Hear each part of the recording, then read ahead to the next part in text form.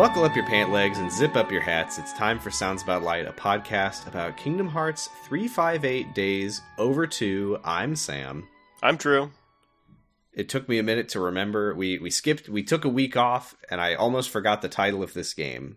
That's fair. I mean, as I mentioned to you, I had to miss a week because all my podcasting memories have been shunted off into a replica. Yeah. I don't have all of them back yet, so I'm still still a little under the weather, but I'm doing my best over here. You've got everything you need here. Mickey Mouse is here. He's in the game. Yeah. Did you like to see him? I did love to see him and his special hood that goes around his ears. They've made it for him special. Yeah. I mean, I assume that Diz made that for him. Yeah, I was like, wow, Diz is really good at making alterations. That's great. He's very craftsy. Yeah. And he's very crafty. Don't trust him. That's true. Yeah. No, Diz, you know what? Like, I get that there are way more evil people in this series, but I think Diz might be my least favorite person. He's a very mean guy. Yeah, he just kind of sucks. Well, I've got some great trivia notes before we get into it. I don't remember writing these down. It was over a week ago, but I did write them down, which means they have to be true. I learned that before they really got into the game and what it would be, Disney wanted this to be a Donald Duck game where you play as Donald Duck. Why didn't we? Kingdom Hearts in general, I should say, not 358 Days. Oh, I thought they wanted Days. Okay, all right, gotcha. No, there was a fight between Disney and Square Enix where Disney, they wanted this to be a Donald Duck game, whereas Square Enix wanted it to be, I think they wanted a Mickey Mouse game. And then Nomura said, "You are both idiots. This is going to be a little boy game. This will be a weird thing that no one has ever thought of before." So. And then he drew like a little lion boy with a chainsaw, and everyone said no. I would have liked that too. It would have been good. The other thing that I learned is that when Nomura was developing this game for the Nintendo DS, he was like, I need this game to be like a gamer's game, to serve as a contrast to this recent trend of serious games like Brain Age. What, Nomura?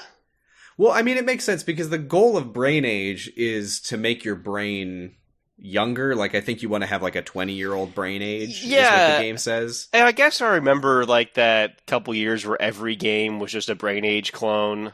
Yeah, and I mean, these games make my brain feel older every time I think about them. Yeah. Everybody was making brain likes. Yeah, I mean, fuck Brain Age. I don't know what the reality of the science is that went into making that game, but I get ads these days that are like, it's an ad for like a Sudoku app, and it's like there's a gif of a crying brain, and it's like, your brain age is getting older by the second. You need to play Sudoku. And then they like put down one number and the brain smiles. I don't get these ads. I guess maybe you need to play worse mobile games. Okay. Okay, I'll get on that, yeah. I legitimately uninstalled all the fucking mobile games that I play because the ads were so bad. That means they're working. I guess that means they're working. Is that their goal, for you to not play games? Yeah, they don't want you to play games, they want you to download their app. Oh. Well, I didn't do that either. Oh, okay. Well, I don't know. Day 354. Yeah. Xemnas, where it's the daily stand-up. He calls a meeting with everyone, and he says, Xion is gone. Also, she's a replica. Yeah, somebody says, the whatka? The whatka? Oh, I think that's Zaldin. Yeah. Oh, it might be Demix. Zaldin and Demix are both like, what the fuck is a replica?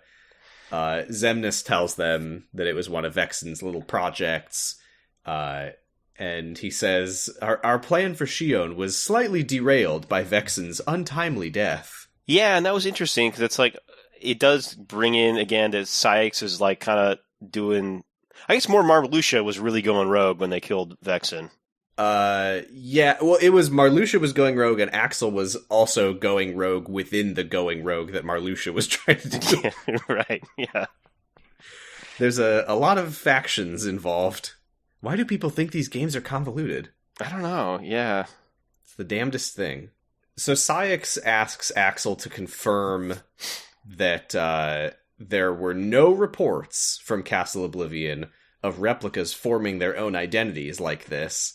And Axel's just like, Not really, yeah. Don't worry about it. But, I mean, there was one, but then Riku killed him, so it's fine. Well, Repliku kind of didn't have his own identity. He sort of had Riku's identity. And then... I guess forming an identity as opposed to just being like a mindless drone, I suppose. Okay, then, yeah, I guess Axel just lied then. Yeah. Forming an identity. I guess not necessarily his own. Someone else's identity. But Xemnas is like, let's... Shut up. This doesn't fucking matter. Like, we've got Shion. She's not here right now. We just gotta bring her back, and then we're all set. So he says, Axel, you go get her. And as long as you don't destroy her, I will overlook any nicks or scratches, which is not nice. Yeah, I wrote down that he's a real freak for saying that specifically. Real bad boss. And I was like, these are not nice people. You know? These are not nice people. These are not nice people. This is one of the themes of the game, is that they're not nice people. That's a big theme. So Xemnas says, everyone get the fuck out of here. We get like a little one by one, everyone expressing their opinion as they leave. It's like, Zaldin, this is madness. Demix, can't believe I've been talking to a puppet this whole time. Luxord, it's a shame the whispers at the top never make it to the bottom, etc., etc. Luxord, I don't know what to make of Luxord's take on this. That he's like, I just wish our boss would be more open with us about what's going on at the company. You know what, I get it. It's kind of like the fact that a couple of them didn't even know about the concept of replicas really tells you this is not, they don't have, they're just not disseminating information very well throughout the organization. Bad communication. Yeah. A, they're not nice people. B, they're bad communicators. Yeah.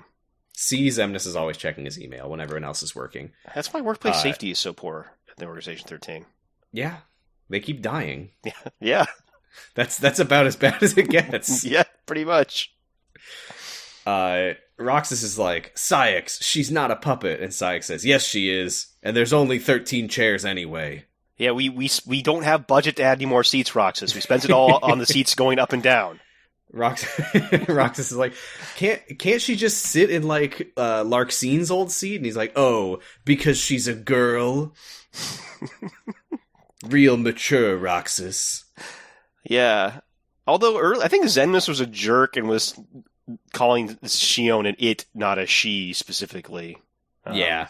I think there's a weird thing in that, though, where he says she, like, once at the end of the conversation, and it's like, did they just... I think maybe the translator just forgot that one. I don't know.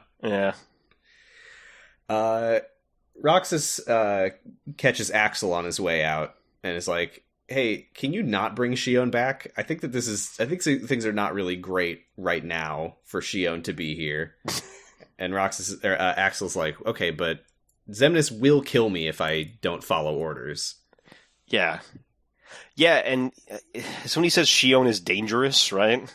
Yeah, he says that Shion's dangerous, and he asks Roxas, like, do you have all your strength back, implying that perhaps Shion might be planning to hurt him. Yeah. That seems very in character for her. Right, yeah, she loves to do that.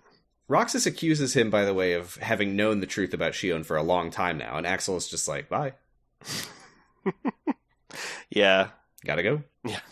Which, I mean, he did, but he also didn't. I don't know. I don't know where I land on the Axel keeping it a secret from Roxas. Like, what the fuck was he supposed to say? I think it was definitely one of those, like, I was doing it for your own good sort of things. Yeah. Arguably, though, he did keep it a secret for probably too long. Yeah, he could have let Roxas in a lot sooner. Yeah. These people, they're just not nice. No. The new subtitle of 358 Days Over 2, Not Nice People. Yeah. So Mickey Mouse from the Disney franchise, originally from Steamboat Willie. That Mickey. He's wearing a little hood with ears. He looks so good.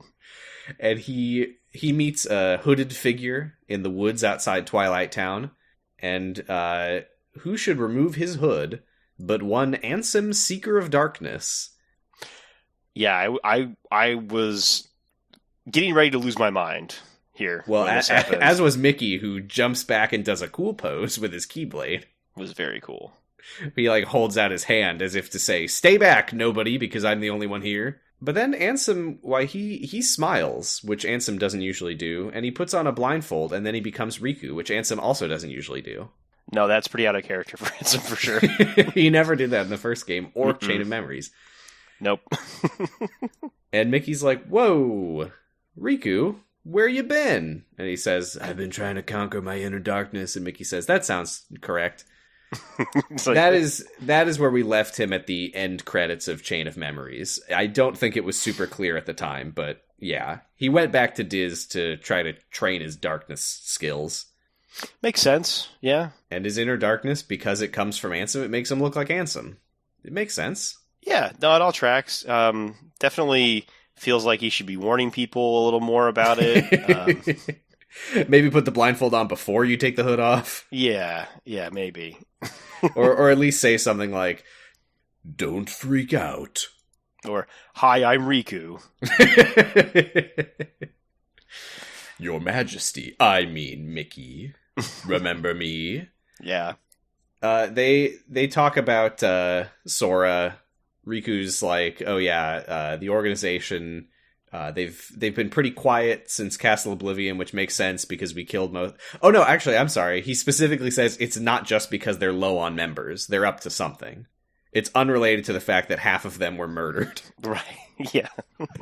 And Mickey, he's like, "Well, I've been spying on the organization too." I think that there's a bunch of mentions. I think this came up once or twice of the imposters. Yeah. Someone's skulking around outside the castle in organization robes.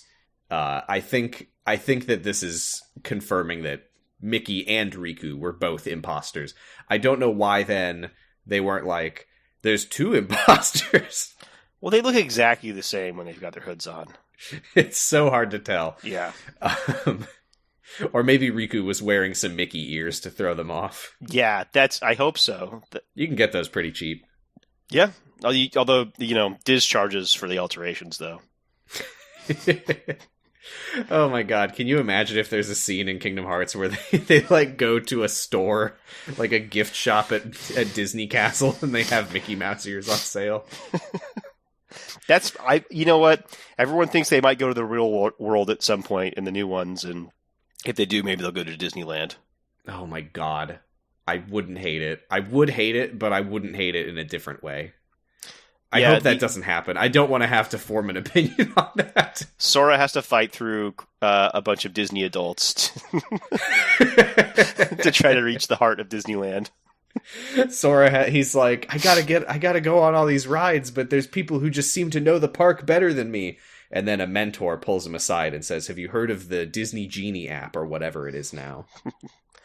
Disney adults would be super easy to turn into Heartless, though, I think.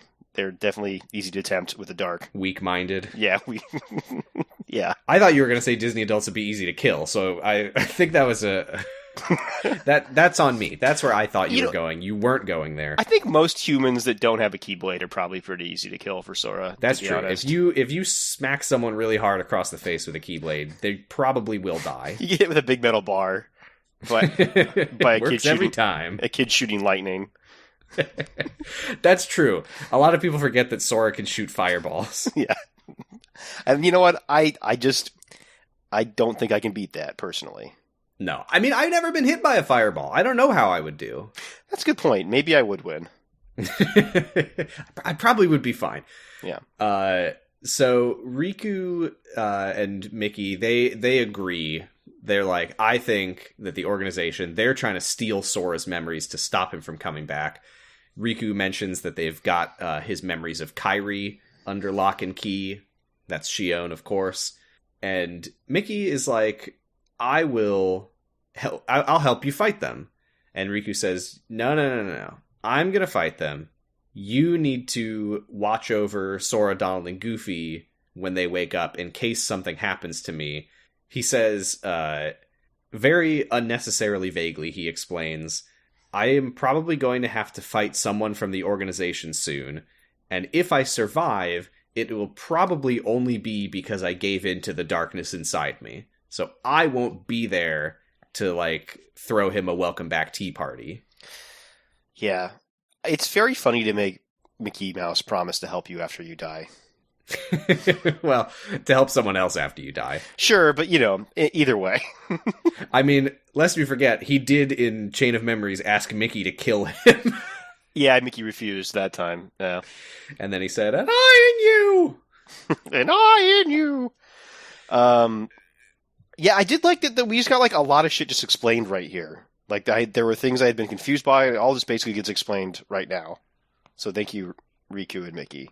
Thank you, Riku and Mickey, the lore dumpers. Yeah. It's day 355. Roxas, he's trying to get his head around all this replica stuff. He's wondering how long Axel knew. And then he's like, I wonder, maybe I'm a puppet. And who is Sora also? And what does Axel know? And what's going on? My head hurts. So he just goes to talk to Axel. That'll probably help. It usually does these days. And he says, how long did I... Okay, I wrote something in my notes, and I truly don't know if it's something that Axel actually said, or if I wrote this down. When he asks Axel, how long have you known about Shion, does Axel say, I don't know, I didn't get it memorized? Yeah. Yes. Come on, Axel. Yeah, because my notes say, didn't get it memorized, yeah! Not now, Axel. Come on, man. Yeah, it doesn't work when you... Yeah, no.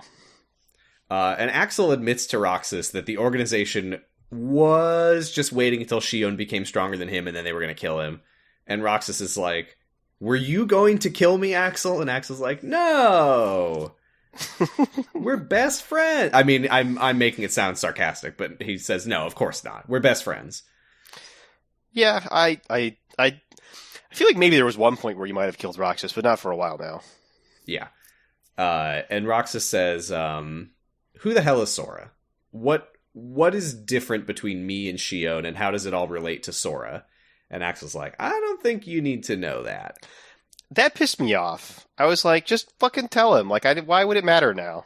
You gotta get this shit out there. You gotta clear the air about some stuff. I mean, there's no recovering this situation in terms of, like, saving this 3-person friendship and having you all go back to work. No matter how much Xemnas wishes you would.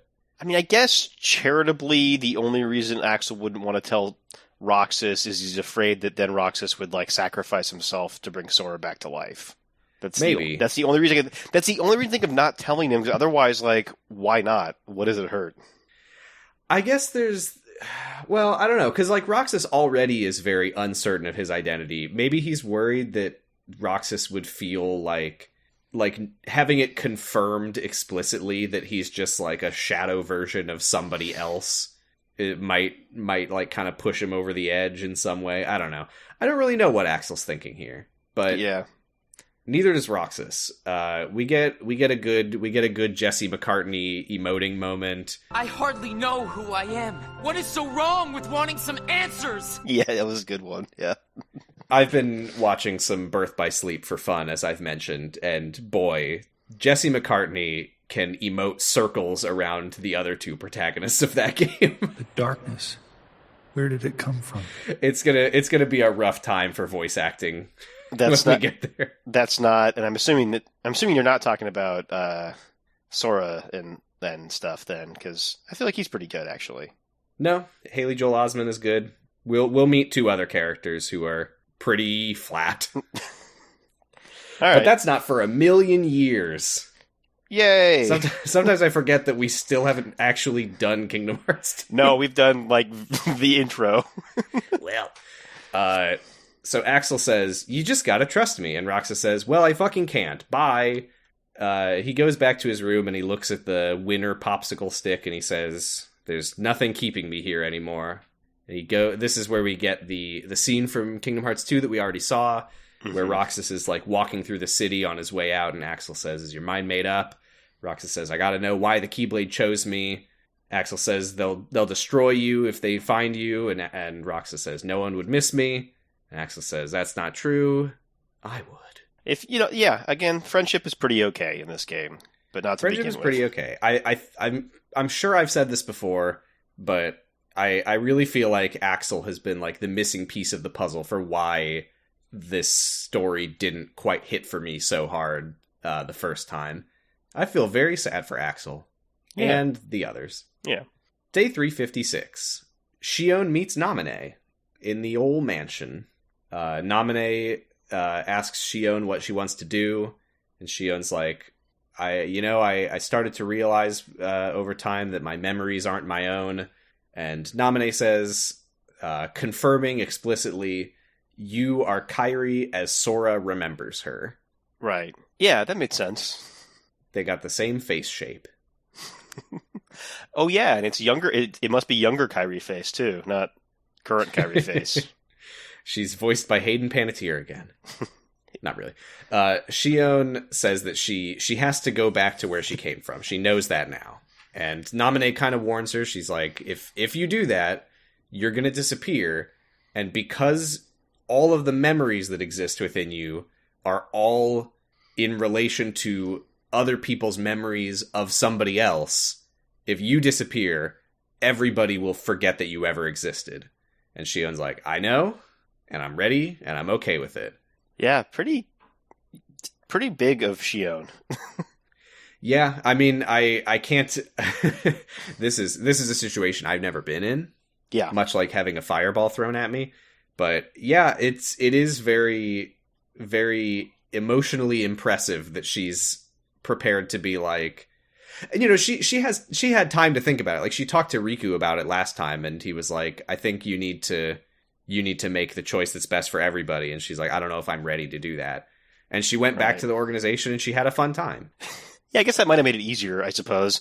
Her life isn't that great, I guess. That's true. She's like, I need to do this. Then she's like, oh, but and then she just thinks about Xemnas, Zaldin, Luke Sword. Yeah, I'm ready.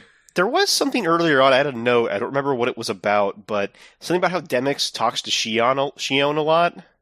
And I was like, yeah, what? He had a line in the little gallery of everybody giving their comment as they leave the chair room where he's like, can't believe I've been talking to a puppet this whole time. Yeah, and I want to see Demyx and Shion hanging out. Sadly, we don't get that. Clearly, we get to see some Roxas and Demyx, but was she having jam sessions with Demyx? That would be so good, though.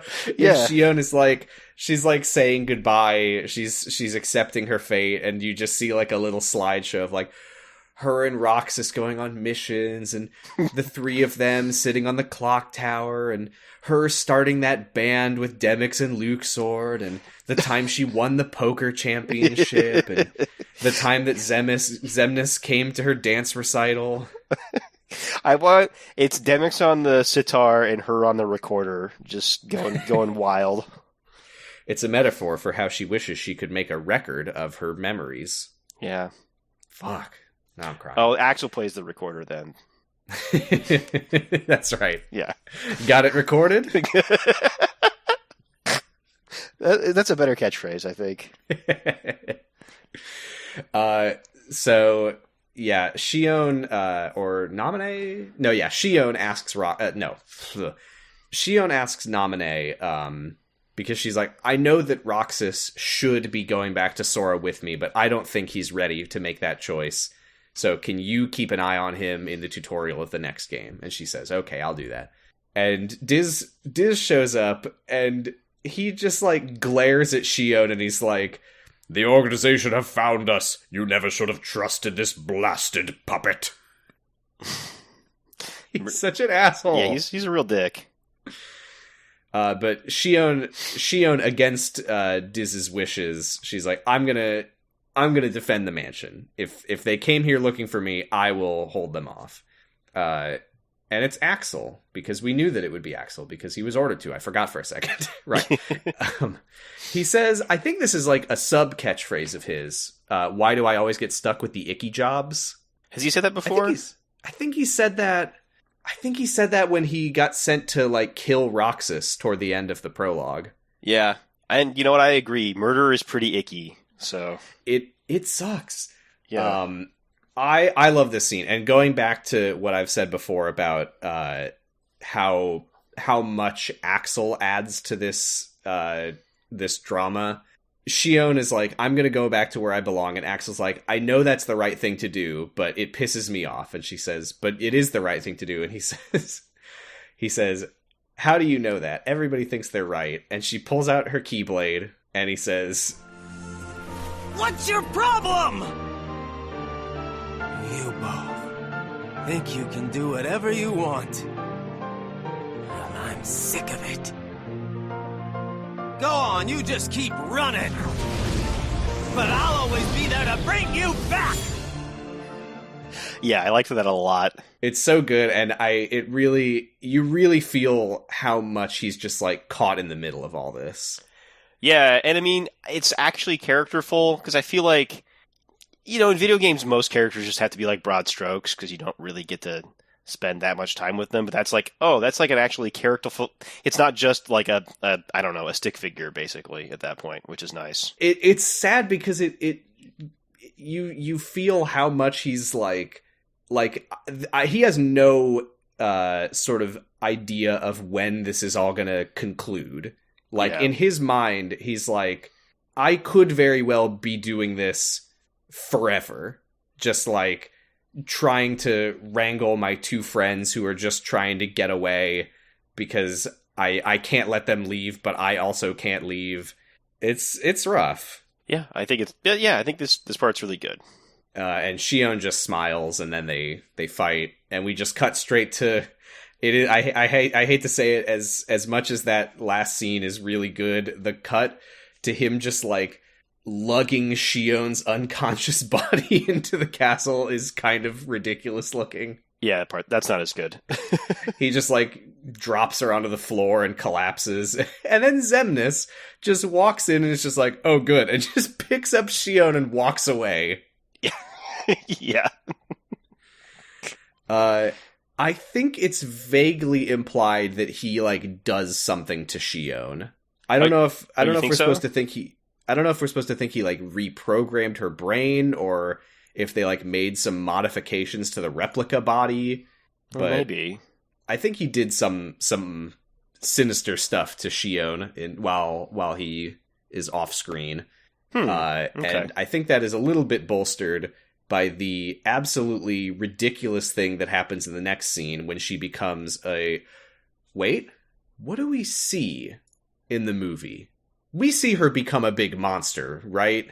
I don't think I remember seeing her. Okay, if you don't know what I'm talking about, then that's not in the movie. I have to show you what Shion turns into.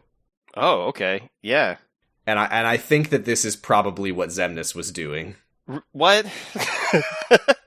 You need a final boss. She's Armor Sora. She becomes a big... Also, I don't know if it's clear from this picture, she is gigantic. That's not clear. She's like maybe 15 feet tall, and she is a big, like, armored Sora monster with dual-wielded Nobody logo Keyblades. Amazing. It's pretty nuts. I have to assume that Xemnas, when he carried her off, like flipped the switch on the replica body that says, should this not be able to do that? Flip, yes, this should be able to do that. You can do that now. I forgot that that's not in any way pictured in the movie. Why can you do that? I don't know. I think, well, let's just get to this next scene, and I have a little bit more to say on that subject that I think will hurt your brain a little bit. Roxas is sitting on the clock tower. It's day 357. Mm-hmm. We're on the second to last day.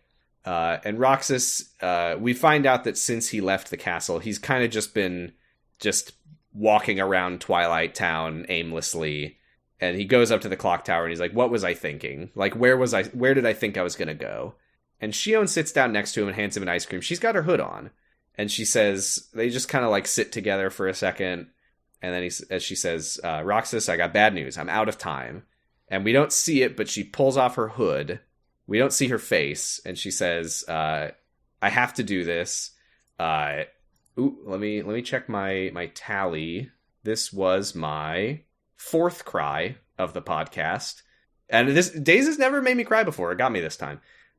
It was the line, you've poured so many memories into me, given me so much that I feel like I'm about to overflow. And that really got me. And we see her face, and it's just Sora's head, which does look pretty fucking silly. It did look very silly. I I can now reveal any time that any character has seen her face and we don't see it and they go, what the fuck? It's Sora. Okay. Well, except When for the thing, Riku- except for the thing with Zigbar, but we saw that one, I guess. Yes, when Riku defeated her outside Beast Castle and he pulls up her hood and goes, what the fuck? When, I think it was right after the Zigbar scene, she shows her face to Axel and he goes, what the fuck? Both of those cases, they were seeing Sora's face. Got it. Okay. And then she just flies. Yeah. The explanation for this one is that you have a boss battle in the air. So that's why she can fly. She just walks off the clock tower and just stands on nothing. Is she and big? Roxas is like, oh, I can walk on this for a boss fight. Is she big? Is she armored and flying still? Or Yes. By the time the fight starts, she turns into a big monster. got it. Okay. But we don't see that in this, probably because that anyone watching this and not playing the game would just be like, wait, what? At least in the game, you're like, well, it's the final boss. I mean, I guess it's not, but... I mean, watching it, I'm like, okay, I guess they fought and stuff. Cool. Yeah. But we get a very silly little shot where she puts her hood back on and we just see Sora's little face poking out through the hood and Shion's voice comes out and says, this is why I was created. Yeah. So here is a little bit of context for this, by the way, because this is another one of those things that watching it back in the day, I was just like, what the fuck is going on here? Like, why is Shion attacking him? Shion, I assumed, to try to make sense of this, that Shion had been, like, compelled by Xemnas. But all that this is that Shion knows that Xemnas wants her to fight Roxas, and that if she doesn't, he's probably just going to kill Roxas. Right. So she's like, if there's any way for Roxas to survive in the organization and not get destroyed by Xemnas, it needs to be because he defeated me. If he overpowers me, then Xemnas will say, okay, we can take Roxas back. But if Shion just, like, killed him, I mean, well, she wouldn't want to do that. Right. So this is her move to, like, try to get him back to safety at the organization. And now I can reveal something very stupid that I mentioned last time. Because I mentioned some devices that Roxas had to set up. Yes, the devices. Yeah, I do remember those. Sayek sent Roxas to Wonderland, Halloween Town, and Agrabah to set up 3 devices. And you don't learn what they are until the final boss fight. Shion turns into a big armor monster, and you fight her up in the air at the top of the clock tower. And when you finish the first phase, it teleports you to Wonderland, and the device activates and gives her like a big spear or something. And then you fight her in Wonderland, and then it teleports you to Halloween Town, and it gives her like a big axe or something. And then you teleport to Agrabah, and it gives her a big bow and arrow or something. I don't know what the weapons are. It doesn't matter. That's what the devices are. How fucking stupid is that? Pretty dumb. Why? What is the point? Yeah. Well, they just wanted to give you a cool cinematic time. That really is it, and it's very silly how much of this very emotional climax of this game is just really silly, contrived reasons to have a boss fight with a big monster with big weapons. But there it is. Well, they were making a video game. They were making a video game. I will say, we get another boss fight after this that didn't need to have any of this dumb shit. So I feel like they could have just not. Yeah, because that seems like a fun fight. So, unknown to the movie watchers, Roxas defeats Big Monster Shion in Agrabah, and then they teleport to the bottom of the clock tower and she becomes Shion again. So you watch this and you have no idea that any of that just happened. It didn't change really much. No. So Shion collapses, Roxas has defeated her, and he immediately forgets her. Like, the second she hits the ground, he's like, who are you? Did I do this? Yeah, I didn't cry. This started to make me feel sad, though. Shion tells Roxas, like, you'll be better off now. This was my choice. I couldn't let Xemnas get his way. And Roxas is just listening to this like, uh-huh. Oh, you know Xemnas? And she says her final wish for Roxas is for him to release all the hearts that they've captured over the past year, because they can't let Xemnas get Kingdom Hearts. And she says, never forget that I am your best friends, or that you are my best friends. Sorry, Shion, I fucked up your line. And then we get an iconic Kingdom Hearts out of context line as Roxas suddenly has like a flash of memory as Shion starts to die, and he says, Shion, who will I have ice cream with now? That's right, and this is where I have the note, because I didn't get to see what the fight was, and because she starts to freeze, I was like, did Roxas, was the fight Roxas just shoving a bunch of ice cream down Shion's throat till she started to freeze? I thought you were going to say that when she's defeated, she becomes sea salt ice cream so she could be with Roxas and Axel forever. Well, that's also good, but no. Because she does, I didn't mention it, she's like crystallizing. She's like freezing solid. I don't really know what this was supposed to be, but... well, it's, what is it? Fabula Nova Crystallis or whatever? I'm not familiar. Nova Crystallis is Final Fantasy 13 and those related games. Ah, okay. Sure, why not? Yeah. That's what it was. Yep. And you know, the line, who else will I have ice cream with, it's very memed. I think it's one of those things that I think it really works in context because it's just a very simple, naive sadness where like that's all he knows as of friendship is just who you eat ice cream with on the clock tower. It's one of 3 activities he does, so it is very important to him. It's a very silly line, but I think it's very in character for their friendship that's what she represents to him. But she just completely breaks apart and disintegrates and goes back to Sora. We go to Axel, who is brooding in his room, and he finds a little envelope on the windowsill, and he opens it up, and he pulls out the winner popsicle stick from Roxas. And we don't see his reaction, but I imagine he's cheering and celebrating his prize. I thought he was going to get a note that says, "Do you like me? Yes, no," on it. Do you remember me? Yes, no. Yes, no. Yeah. I have to say, of all the things that have worked more for me the second time around in this, the winner stick, I don't get it. It does not. I feel like I'm missing something here. They don't give a lot of gifts, I guess. I guess so. I don't really know why Roxas held on to it for so long. I don't know what the meaning is supposed to be that he gave it to Axel only when he left. Yeah, I wasn't really sure either. I think they don't have that many possessions. That's all I can really think maybe of. It was supposed to represent sort of the days of ice cream are over, you know? Yeah. Like I was saving this so that we could have a double ice cream day someday. But I've accepted that will never happen. I don't know. He just wants to actually have a free ice cream as a parting gift. I guess that's it. Have one on me. Yeah. It's day 358, the final day, if you're familiar. Oh, actually, you know what? I think we can finally talk about Shion's name. Okay. Because there's a lot going on. Yeah. What is it in terms of an organization name with an X?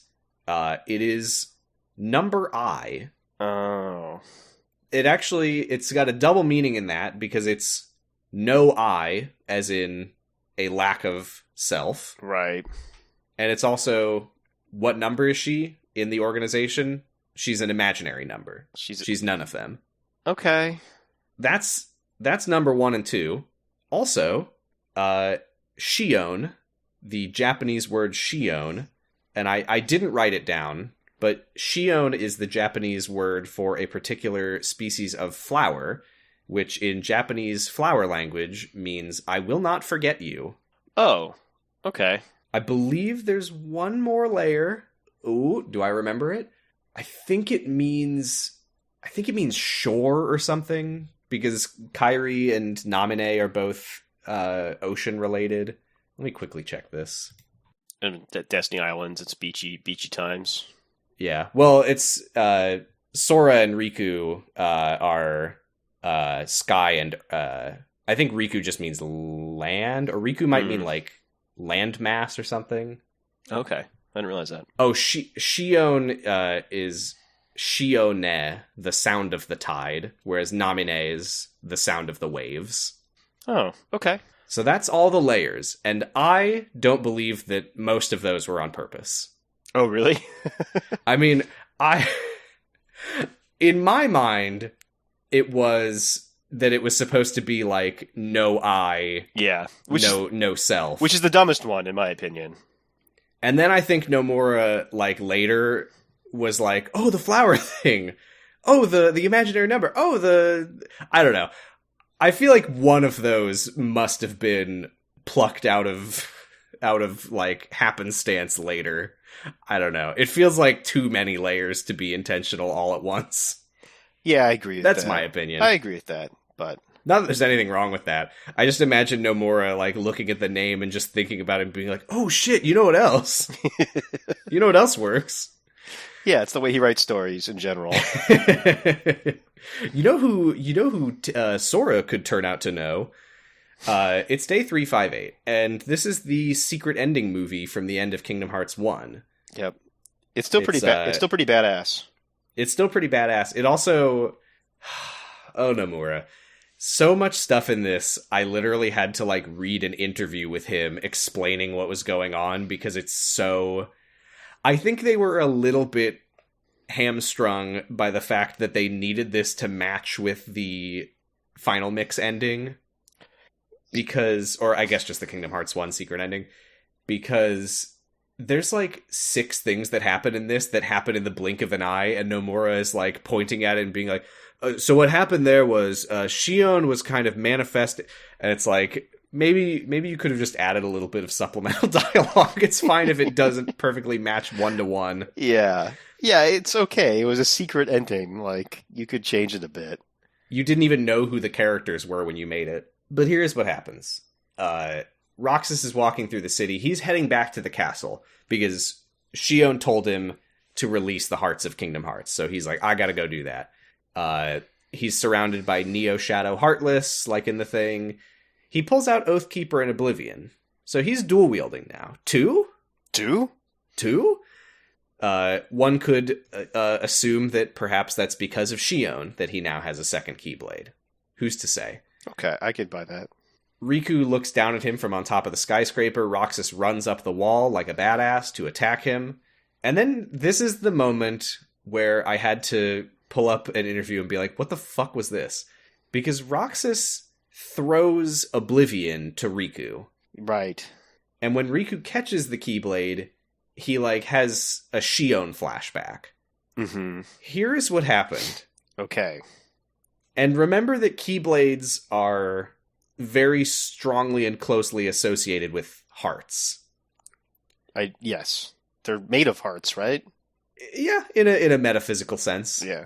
And also at the end of Kingdom Hearts 1 in a very literal sense. That's what I was thinking of, yeah.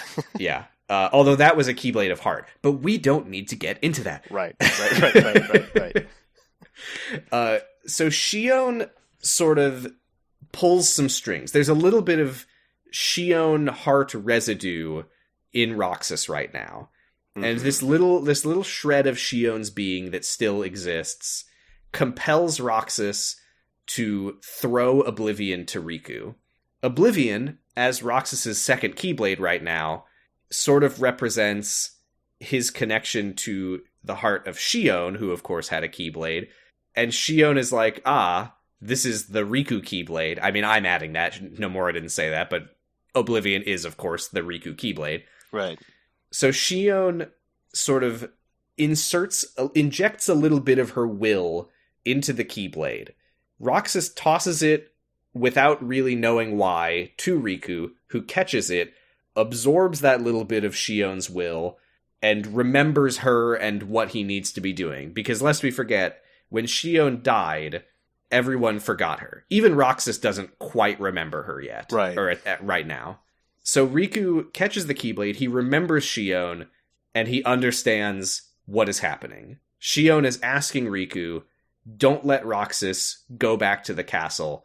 He's going to try to kill Xemnas, and he's going to die. Like, when she told him, release the hearts from Kingdom Hearts, we can't let Xemnas get what he wants, she did not anticipate that he would be so tunnel visioned on that he would literally go straight back to try to kill Xemnas.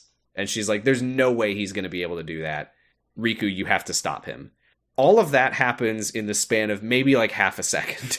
Okay. I mean, that does make some things make more sense, because I was like, why the hell would Riku even bother to fight Roxas right now? Like, why would he care if he's trying to release Kingdom Hearts? Right. This is Riku protecting Roxas, both for Shion, who he became friends with, and also for Sora, because if Roxas just goes and gets killed by Xemnas, like, who knows what's going to happen to Sora's memories. Okay. Yeah, because I was like trying to figure out Riku's motivation, and I was like, I guess maybe Diz doesn't want Kingdom Hearts destroyed. I don't know, but this makes more sense, but also is like, yeah, he has maybe to fight him because he fought him in the secret ending. Yeah, it's like, maybe you should have told us this a little bit. Yeah, like if we had gotten like, you know, if we could have seen a flash of what's going on in Riku's mind, that would have been nice. And I'm not sure why we didn't. I think all we see is just like some memories of Shion, which doesn't really communicate what it needs to. No, not at all. But yeah, Riku gets a brain moment. He's like, Shion, right. I mean, even in the conversation he had with Mickey, where he's like, I might have to fight an organization member soon. It's like, okay, why? Yeah, right. Yeah. Well, because the cutscene was really cool, Mickey. You have to see it. Right. He's seen the end of Kingdom Hearts 1. He knows that he's going to fight Roxas. Yeah. So yeah, they fight off the Heartless. Riku tells Roxas, I'm here for Sora's memories. Or he didn't say that, but he's like, I'm here to protect Sora's memories, not to like kill you for them. Right, yeah. But Roxas, he's getting fed up. He's like, I'm so fucking sick of everyone talking about Sora. I have to destroy Kingdom Hearts so the three of us could be together again. Which you might wonder, why would that do that? I wouldn't think it would. Well, that is entirely Roxas being completely irrational. There's no reason that would do that. Yeah, that's what I think. I mean, people seem to think that Kingdom Hearts will just do whatever they want it to, so, you know. Yeah, I mean, Roxas in this moment, literally his plan is to charge into the castle, kill the entire organization, including Xemnas and just, like, their army of unnamed nobodies, and then just, like, blow up Kingdom Hearts. Like, he has no idea what he's doing. He's just driven by his fading memories of Shion. He's not thinking about this stuff. Yeah. But he says, I'm gonna get her back and I'm gonna get my life back. And Riku's like, they're just gonna kill you. And Roxas overpowers him. This is another little weird moment. Is Riku on the ground? We saw this in Kingdom Hearts 2, but it's where he goes, why do you have the Keyblade? Yeah, and it's like, well, because I've always had it, dummy. Yeah, and I'm kind of doing my best here, because this is a line that no one has really quite made sense of. What was Riku trying to say here? Surely he knows that Roxas has a Keyblade. Surely he knows that's why all this is happening. My best guess is that this is Riku, rather than very literally asking why do you have a Keyblade? What are the mechanics of that? I think that this is just him expressing his frustration at being faced with the fact that he is fighting his best friend's nobody. Oh, okay. Okay. So I think it's less of a why do you have the Keyblade and more of a god damn it, why this? Why is this what's happening? Oh, okay. All right. That's my best guess. It's not a philosophical question. Roxas like, why do you have the Keyblade? No, it's a how did it come to this? Okay. I think. Yeah, I mean, I think it's just it was in the cutscene. Yeah. Here's a fun little DS moment that doesn't have any way of coming across in this. On the DS, at this point in the cutscene, there is just a looping clip on the bottom screen of Roxas, Axel, and Shion like having fun on the clock tower. They just like splice it in here, but in the DS version, it's literally on the bottom, just on loop, and you just slowly watch Shion fade out of it. That's a really cool use of the second screen. Yeah. It's a shame. I mean, they could have done a picture-in-picture. maybe wouldn't have looked as good.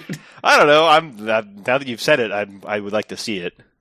But yeah, instead they just kind of splice it in throughout this scene. But Riku kind of gets Roxas unexpectedly and knocks him down. He goes to finish him off, but he just stabs the Keyblade into the ground instead. And he goes, "Come on, Sora. I thought you were stronger than that." And Roxas, in a classic speaking to Joseph Joestar style, goes, "Get real. Look which one of us is winning." What? Yeah, this was a while ago. What happened exactly? Riku was... And I'll be honest, I don't really know why he did this, because it kind of just feels like he's taunting Roxas unreasonably, since Roxas, lest we forget, like, didn't do anything. Right. But Riku is... I guess what he's doing here is he's showing Roxas that whether he wants to admit it or not, there is another person in his being that he doesn't know, that he doesn't remember. Because, Roxas has been hearing all this stuff about Sora. Sora this, Sora that. Who the fuck is Sora? Why does everyone care about Sora? And Riku just kind of cuts through Roxas's conscious mind and just calls out to the buried memories that Sora had. And if there's one thing that Sora's going to respond to, one thing that Sora could never take lying down, it's being beaten in a fight by Riku. The score is 99-1, and Sora's like, "No, I will die before I accept this. I'm going to get that score to 99-100 if it kills me." That's right. Yeah. And the little innate Sora-ness that Roxas doesn't understand or know about responds to that, and Roxas himself is like, "What the fuck? Got it. Why did I say that?" Okay, yeah. All right, I buy all that. And yeah, this is where Riku's like, "Wow, it's true. There's no getting around it. You really are Sora's nobody." And Roxas did not like hearing that. Yeah, understandably, I think that would kind of suck to hear. Yeah, Roxas charges at Riku and knocks him down. And this is where that little last bit of Shion is like, "Riku, you have to stop him no matter what." And Riku says, "All right, I'm going to do this, even if it changes me forever." And he takes off his blindfold, and he turns into Ansem, and the Cum Guardian pops up, and it grabs Roxas and chokes him until he passes out. Yeah, it kind of ruled. Somewhere in this, I forgot to mention, we cut back to the clock tower scene with the three of them, and Shion completely fades away. And Roxas and Riku, they've all forgotten her. That's really sad. Bye, Shion. I have to assume, this being the series that it is, that some part of Shion will exist in, like, Sora's heart or something, and we will see Shion at least one more time. Well, here's what I will say to that, without commenting on anything that will happen that I do or do not already know about. Mm-hmm. I think that it makes sense to believe that, considering that what Naminé said was like, all of your memories exist in relation to other people, so if you don't exist, there's like nothing to sort of anchor your memories in place. But she also said to Sora at the end of Chain of Memories, like, memories don't get destroyed. They can only be disconnected. Yeah. So I think based on that, it's safe to assume that on some level in Axel and Roxas's hearts, and probably in Sora's when he wakes up, those memories of Shion are in there somewhere, even if they don't remember them. Yeah. So I think you're right. But do I know you're right? Who's to say? Okay. So Riku, who looks like Ansem now, puts on his hood as Diz arrives, and he tells Diz Roxas could feel Sora, and Diz goes, "Gotta get one more in. Oh, he told you how he felt, did he? Ridiculous. A nobody cannot feel anything." Yeah, just one last chance to be nobody racist in this game. I think that's his last one. Yeah, the game's pretty much over. Mm-hmm. Just what kind of Diz would I be if my last line in the game wasn't "fuck nobodies"? Do you all remember that I'm a huge dick? Well, here we go. And Riku, his last line in the game is I wish Roxas had a chance to meet Sora. Maybe things could have been different. What do you think of Riku being Ansem right now? Well, it explains some things. Do you get it? Yeah, I do get it. Now, the Ansem that was working with Diz in the Kingdom Hearts 2 intro is just Riku. Yes, and now I can say, because boy did I almost blow it on this one. The moment where quote unquote Ansem pulls out Riku's Soul Eater, and I was like, yeah, Riku's here, and you're like, wait, what? I thought that was Ansem, and I was like, oh, I guess we don't actually know. I remember that now. Yeah. I mean, for me, I was just like, I don't know. They kind of look alike, so. Yeah. Oops. Ooh. Yeah. I don't know where my second cry was. Where was that in my notes? Oh no, it's the very, very end. Yeah. It's day 359. Oh no, sorry. We get a little. Oh yeah, fucking. I was just making a point about this. We get a little Shion narration where she says, "Don't be sad, Roxas. You and me and Sora, we're all the same person, and our memories will always exist together inside of Sora." And it's day 359. The first day. We made it. It's Kingdom Hearts 2. And Roxas, he wakes up in his bedroom in Data Traverse Town, Twilight Town, I mean. And he's like, oh, another dream about that Sora guy. And he runs to the hangout zone and he goes, I wonder if we'll finally hit the beach today. And that got me. The Sanctuary kicks in. 5th cry of the series. We did it. Yay. Stupid game made me cry twice. Bullshit. I thought you just cried thinking about how he's living in a simulation. And it's just, I mean, what if we are? Yeah, what if we just can't know? That's what I thought maybe you were thinking about. What if I'm Truman? I haven't seen that movie. I realized after I started that sentence, I was like, I should stop. I don't know that movie at all. That's the end of the game. Yeah. Movie. Yeah, I think it was okay. I'm trying to decide. I think I might like it more than Chain of Memories. Well, okay. So I guess here's my big thought about this. This the one thing I like about Chain of Memories, I think it had a pretty clear metaphor, and what it was doing with memories. I think that all kind of made sense. I think this game really, really jumbles up my understanding of what memories are supposed to be. Like the fact that memories can create a different person but still be your memories is a little hard for me to wrap my mind around. Because I get that this game is the main questions this game is interested in is like personhood and like what does it take to be a person.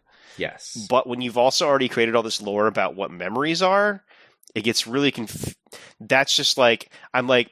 And I guess not everything has to be a metaphor. Some of it can just be mechanical for the purposes of your game or whatever. But I was like trying to be like, well, what is it trying to say about the idea of a person that's made of your memories? Like it is very muddled. I think it doesn't help that it was already unclear what memories are exactly, like what their nature is in the like mythology, I guess, of this world. Like we know what a body is. We got that one. Mastered. Not to brag. I know what a body is. And we get hearts and souls.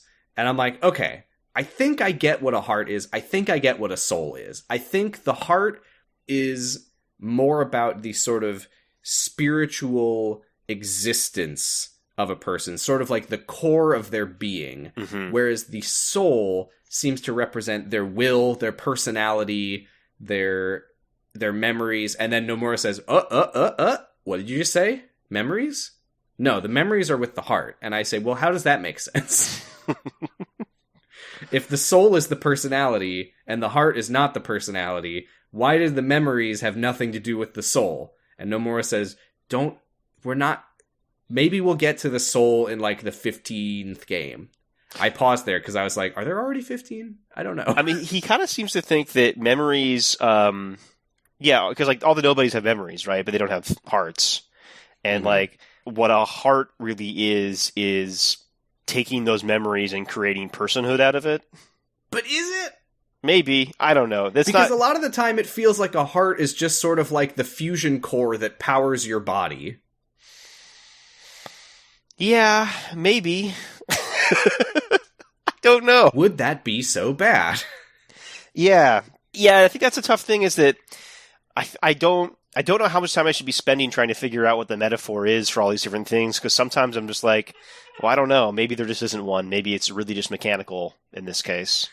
Right, and I think that's part of the reason with Days that I think it works better for me when I stop trying to think, like, what does this all mean for the lore? What does this all mean for the world building? Yeah. We get to meet the organization, and it's like a melodramatic soap opera. Yeah, and Nomura wanted to do some fun, like, what is questions about the natures of personhood, his data in Star Trek: The Next Generation stuff. Yeah, and I think that those things it does well. I think that it really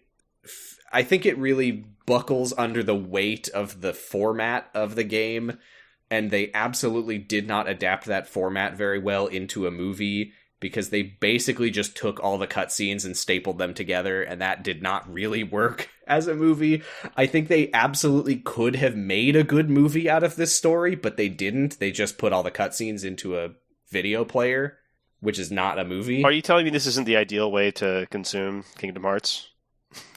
No, I mean, this podcast is the ideal way to consume Kingdom Hearts. That's correct. But it didn't exist until we started making it, so... Yeah, no one's done this before, and so we're really just giving this... Well, I mean this podcast. Yeah. Specifically this podcast. not a podcast, this podcast. Right here. Yeah. This is the only one, and this is our gift to you. That's right. I have not gone out to the world of Kingdom Hearts podcast to listen to any others, because I don't want my analysis, my commentary to be in any way affected by stuff that I've heard other people say. But yeah, I based on that, I have to assume that this is the only good one. We are feuding with all the others. That's right. We will get you. We'll make you. What are we gonna make them do? I don't know. When I see them in the streets, though, I'm not throwing them my second Keyblade. I'm not sharing an ice cream with them. I'm not. I'm not joining a sitar band with them. I'm not letting them join the poker league. I might join a sitar band with them, though, because that sounds kind of fun. All right, we'll join a sitar band with all the other Kingdom Hearts podcasters. But we're not going to get along. The perfect musical experience. 1,000 people playing sitars at the same time. I didn't mean an all sitar band, but sure. No, that's what it is. Can't see any reason it wouldn't sound good. No, me neither. The more the better with music. Yeah. It's called maximalism. Yeah, this is the most music. And one recorder. One recorder, yeah. That you will not be able to hear. Anyway, yeah, I liked it. I think it's still bottom tier Kingdom Hearts for me. Yeah, I'd have to reevaluate where it is with Chain of Memories, maybe. But I think maybe I thought it was more fun than Chain of Memories, even if it was muddled and weird. Yeah, but Donald and Goofy aren't in it. That's true. Okay. 0 out of 10. Yeah. 358 out of 1 million. Speaking of Donald Duck. This is a segment called Wish Us Duck. This is a segment where we do a Donald Duck voice. I've been breaking out the Donald Duck voice on other podcasts. It's not okay. I heard it, and you were pretty good at it. And... Oh, thank you. Let's see if I can bring the noise today. All right. What do I say? Let's see. Okay, I've got one. All right. Let's see if I can do this. Oh, I don't know how I felt that ridiculous. Nobody fell. Oh, that was bad. I didn't really catch any of that. That was Diz's last line of the game. Oh, okay.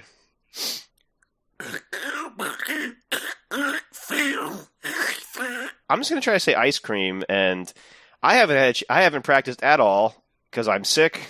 I have been sick, and I am sick, and this will probably be and you're sick. This will be my worst one. Oh boy! A free oh boy for everyone out there. Yep. That's all I got. Oh, you didn't say ice cream. Oh, you're right. Yeah, that's how sick I am. I forgot what I was doing and just said, oh boy. That's all right. Next time, we're going back to Kingdom Hearts 2, baby! Woo! Yeah. I'm excited. Yeah. Again, as much as I have been surprised by how much I've enjoyed Days, it's so moody. Sometimes it's fun, but it's mostly not fun. Yeah, I guess there was a lot of misery going on. There's a lot of misery. Yeah. And splitting it over the course of a month didn't tamp down on the misery. Neither did the ice cream. That's true. After this, I'm gonna go eat a full 5-course dinner of ice cream. I added on another course because of how not fun this story is. I will do that. I will crystallize, and I will disappear from all of your memories. Yes. Also, I am eating ice cream right now, and I'm sitting on my desk like it's a clock tower. Right. Don't fall, please. Whoa!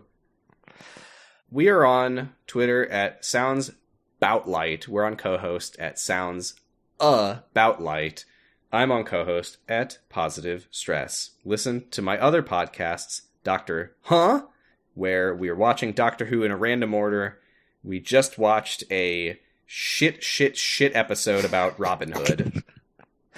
Which, then conversely makes a great episode of your show, because that's how that works usually. I like to have fun on my podcasts, but sometimes the stuff we talk about doesn't let me.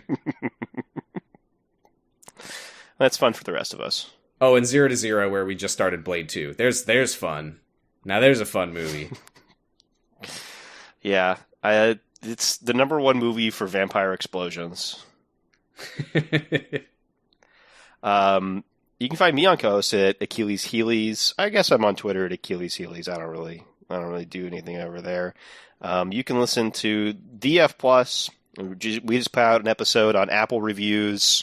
And yeah, I know that guy's doing a comedy thing, but trust me, this episode's very good. It is funny how that episode went up, and then in a Discord server that I'm in, everyone started arguing sincerely about apples. Well, before the episode, Lemon and I were arguing about if Washington apples are better than Minnesota apples, and I still think he's wrong.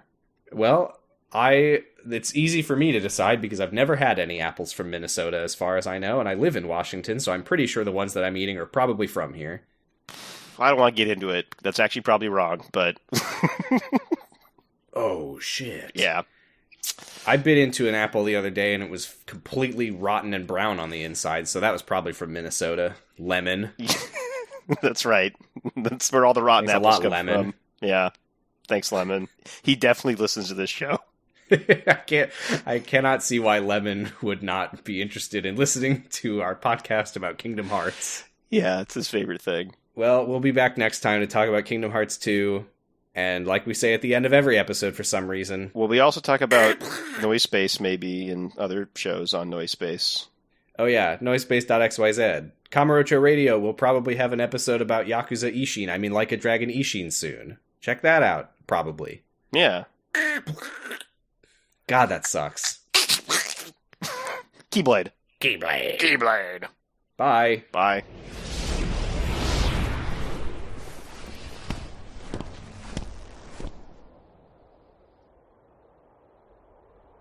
Diz, he could feel Sora. Oh, he told you how he felt, did he? Ridiculous. Nobody cannot feel anything. If he had met Sora, things might have been different.